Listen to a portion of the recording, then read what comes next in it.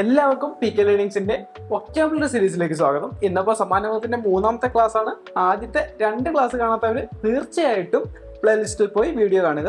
അപ്പൊ നമുക്ക് ക്ലാസ്സിലോട്ട് കിടക്കാം. അപ്പോൾ ഇന്ന് നമ്മൾ നോക്കുന്ന ആദ്യത്തെ സമാന പദമാണ് അനുകൻ. അനുകൻ അനുകൻ എന്നുകൊണ്ട് കാമുകൻ എന്നാണ് ഉദ്ദേശിക്കുന്നത്. അനുകൻ എന്നാണെങ്കിൽ ഭൃത്യൻ എന്നാണ് അർത്ഥം വരുന്നത്. അപ്പോൾ ഈ ഒരു പദത്തിലെ 3ാമത്തെ അക്ഷരം കവർഗത്തിലെ ഖരാക്ഷരമായ കായാണ് വരുന്നതെങ്കിൽ അതിനെ അനുകൻ എന്നാണ് ഉച്ചരിക്കുന്നത്. അനുകൻ, കാമുകൻ എന്നാണ് അർത്ഥം.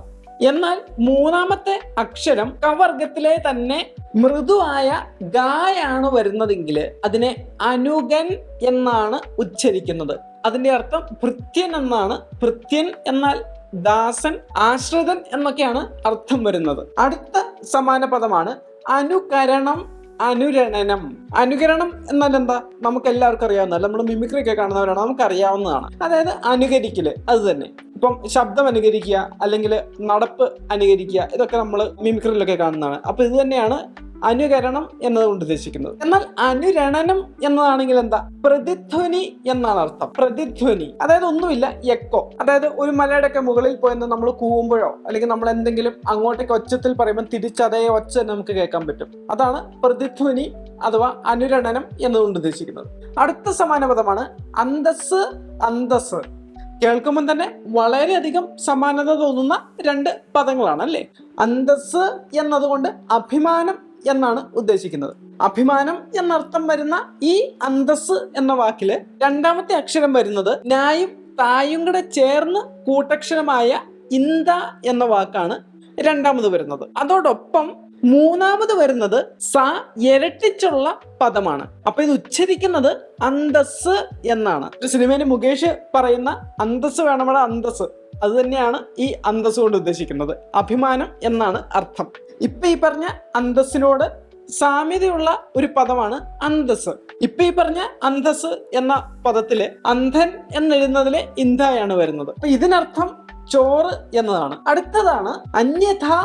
അന്യത ഇതില് 3ാമത്തെ അക്ഷരം അധികരമായ ഇത്തായാണ് വരുന്നതെങ്കിൽ മറ്റു പ്രകാരത്തിൽ എന്നാണ് അതിന്റെ അർത്ഥം വരുന്നത്. എന്നാൽ 3ാമത്തെ അക്ഷരം മൃദുവായ ദായാണ് വരുന്നതെങ്കിൽ അതിനെ അന്യത എന്ന് ഉച്ചരിക്കും. അതിന്റെ അർത്ഥം വരുന്നത് മറ്റൊരിക്കൽ എന്നതാണ്. അപ്പോൾ അന്യഥ എന്നാൽ മറ്റു പ്രകാരത്തിൽ എന്നും അന്യത എന്നാണെങ്കിൽ മറ്റൊരിക്കൽ എന്നുമാണ് അർത്ഥം വരുന്നത്. അടുത്തതാണ് അപചയം.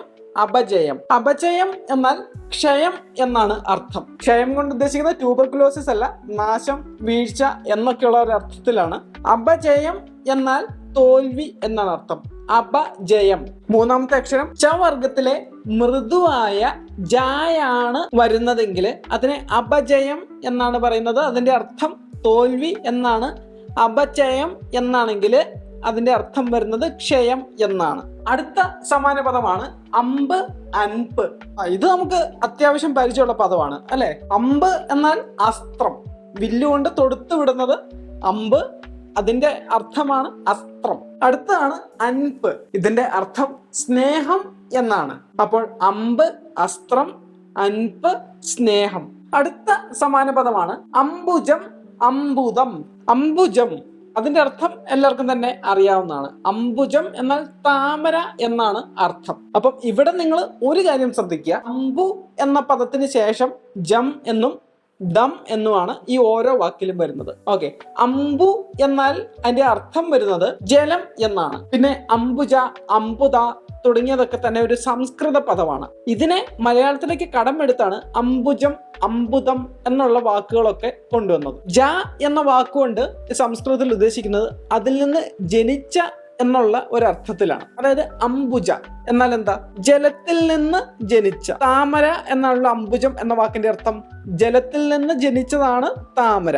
ഓക്കെ, അപ്പം അംബുജം എന്നത് നിങ്ങൾക്ക് എല്ലാവർക്കും അറിയാവുന്ന വാക്ക് തന്നെയാണ്. അംബുജം താമരയാണ്. അടുത്താണ് അംബുദം. സംസ്കൃതത്തില് ദ എന്ന പദം കൊണ്ട് ഉദ്ദേശിക്കുന്നത് സമ്മാനിക്കപ്പെട്ട, നൽകപ്പെട്ട എന്നൊക്കെയാണ്. അപ്പോൾ അംബുദ അല്ലെങ്കിൽ മലയാളത്തിൽ വരുമ്പോഴുള്ള അംബുദം എന്നുകൊണ്ട് ഉദ്ദേശിക്കുന്നത് ജലം സമ്മാനിച്ച, ജലം സമ്മാനിക്കപ്പെട്ട, നൽകപ്പെട്ട എന്നൊക്കെയാണ്. അതായത് മേഘം എന്നാണ് ഈ അംബുദം എന്ന വാക്കിന്റെ അർത്ഥം വരുന്നത്.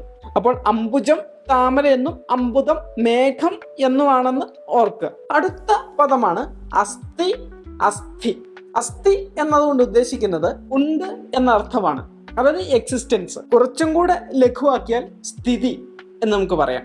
സൃഷ്ടി, സ്ഥിതി, സംഹാരം എന്നൊക്കെ പറയുന്നതിലെ സ്ഥിതിയാണ് എക്സിസ്റ്റൻസ്. എന്നാൽ അസ്ഥി എന്നാണെങ്കിൽ എല്ല് എന്നാണ് അർത്ഥം വരുന്നത്, അതായത് സ്കെലിട്ടൺ, അസ്ഥികൂടം എന്നൊക്കെ നമ്മൾ പറയുന്ന ആ അസ്ഥിയാണ്. അടുത്താണ് അർത്ഥം.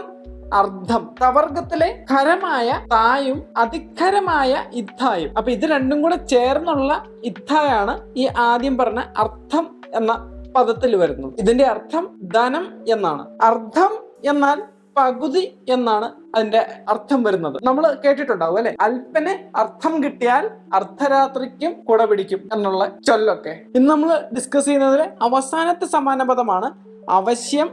ആവശ്യം.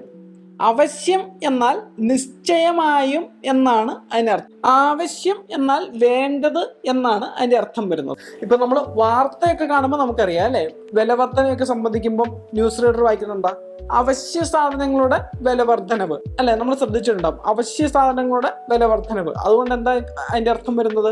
നിശ്ചയമായും വേണ്ട സാധനങ്ങൾ, അതായത് ഒഴിച്ചുകൂടാൻ പാടില്ലാത്ത വിധം ആവശ്യമായ സാധനങ്ങൾ എന്നൊക്കെയാണ് അതിന്റെ അർത്ഥം വരുന്നത്. എന്നാൽ ആവശ്യം എന്നാൽ എന്താ? വേണ്ടത് എന്നാണ് അർത്ഥം. ഇത് നമ്മൾ സ്ഥിരം നമ്മുടെ ഭാഷയിൽ ഉപയോഗിക്കുന്ന ഒരു വാക്കാണ് അല്ലെ, ആവശ്യം. ആവശ്യം എന്നാൽ വേണ്ടതെന്നാണ് അർത്ഥം. അവശ്യം എന്നാണെങ്കിൽ നിശ്ചയമായും, അതായത് ഒഴിച്ചുകൂടാൻ പറ്റാത്തത് എന്നാണ് അതിന്റെ അർത്ഥം വരുന്നത്.